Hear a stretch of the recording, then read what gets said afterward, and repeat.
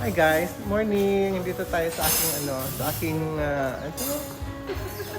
pag may mga bisita dito ko dinadala silang kumain. Diyan yung kusina ko sa sa likod. Doon, punta doon. Medyo yung mga maid ko, yan. Nagpe-prepare na sila. Ayun. Yung mga utusan ko, yung mga guard, yung nandoon sila, binabantay nila yung bahay. Alam mo naman, boring dito, wala ako kasama. Dapat may mga guard, may mga mayaya, at saka mga maid ko, ayan. Ito yung mga bisita, galing ibang bansa. Ito from Thailand, ito from South Korea.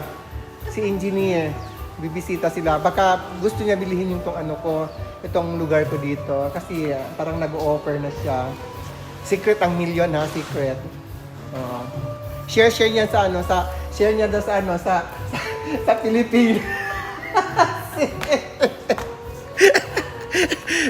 yung mga nakapasok na engineer, constructor.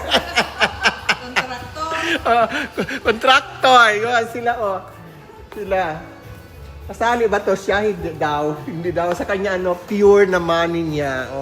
Di ba? Yaman-yaman ni Madam. Hindi siya kurakot. Hingi tayo sa kanya ng tawag diyan. Ano yung tawag mo? Sinabi mo sa kanya? Ano man sa Pamigay.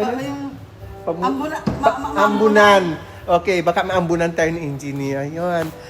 Okay, kahit ganito lang, kahit itong kabuong kang bahay ko, ihingi pa rin ako ng ambon.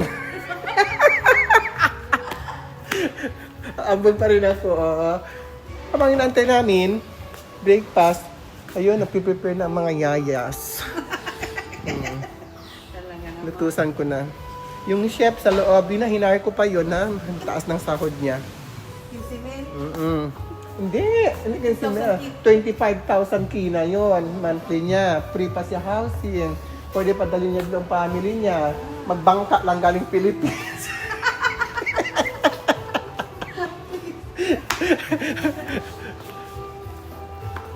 Yan. Kanya-kanya na kami nag-video dito, Binibidyo na. Alam mo si engineer, binibidyo na lang ang pwesto kasi baguhin niya daw dito. Kasali siya sa contractor. Kung magkano ang share niya sa Pilipinas. Tumakas niya sa galing doon. Joke lang guys, Sarili niyang pawis to. Pinaghirapan niya. Pagkaano niya, ang pera niya as engineer. Okay.